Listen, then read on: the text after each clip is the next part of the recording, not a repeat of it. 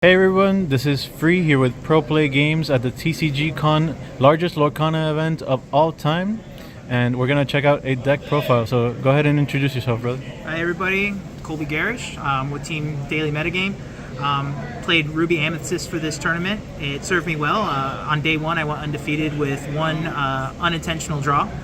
Other than that, I want to kind of go over the deck list with you to give you a spotlight on some of the cards. All right. If you look, it is the red Ruby Amethyst decks with a 10-card evasive package. The evasive package is good for two things, and two of the main decks that I was expecting to face this weekend, which was Amber Steel and Ruby Amethyst. In the mirror, you can go lower on the curve with the evasives and outlure them to win. So we play a package of 10. We play 2 Jet Sands because in the mirror, a lot of people started running Pongo. So he answers Pongo for free things and bricks them so that you can continue to win the lore race. As you look at the top of my list right here, these are just my anti-aggro package. Pretty common, Gaston, Maui, Archimedes, everybody kind of runs those. But then I get to these 3 and 3, which is Elsa 4-drop and Wardrobe. I was expecting a lot of Amber Steel, and one of the things that they can do is go Tinkerbell into Grab Your Swords to clear out all your 3s, which a lot of your 3-drops have that. If you look, these guys have both 4-cost butts. So with the 4 costs, I was able to trade in value so they couldn't get as much value off of Tink Grab Your Swords. Not only that, is one of the things that's great about 4-drop Elsa is she is a shift target for 8-cost Elsa. And there's a lot of times where you can drop this on 4, turn 5, go Maui, turn 6, Elsa stall their board so that you can start catching up in the lore race if you're playing Amber Steel. And lock them down. And a lot of times they will overcommit to the board. Once they have those guys locked down, think that you may not have to be prepared. And then on turn 7, you can tap her to sing Be Prepared, and then follow up with a hard threat like Ursula to continue to win the lore race. And I did that to 3 of my Amber Steel opponents as I went through the tournament. And then with my Ruby Amethyst, I won 2 evasives, and then my unintentional draw with Justin Rios, we went to 3 games. I won 1 with the lore, he won 1 with decking, and then we timed out on the 3rd one. Another thing is, for Ursula is amazing in almost every matchup. Her lore drop and then drawing a card is so amazing, both in the mirror and against Amethyst.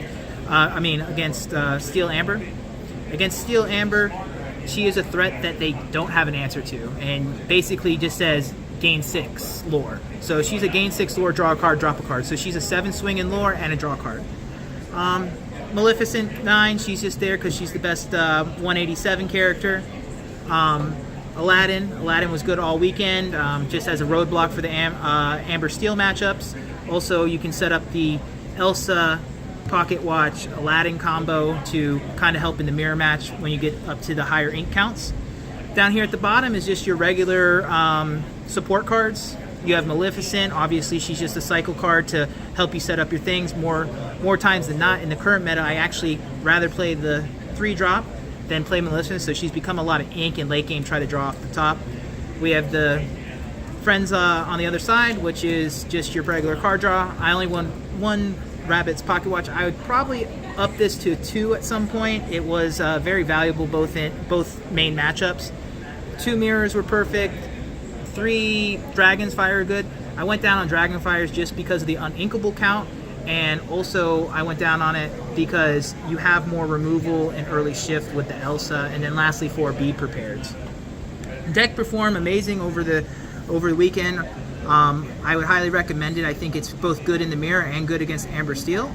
I did just lose out of the top 16 to Amber Steel, but it was a close matchup with us both at 18-19 lore in all 3 games, being on the draw, and I saw no Be Prepared in those matchups. So it's a good recommendation for any tournaments going forward. With that, I'd like to shout out PPG and the team here. They did an excellent job. We played 8 rounds yesterday with a lunch break and finished by 8 o'clock, which a big tournament like this, which is the largest Lorcana tournament we've had, and the ability that they ran it with was amazing.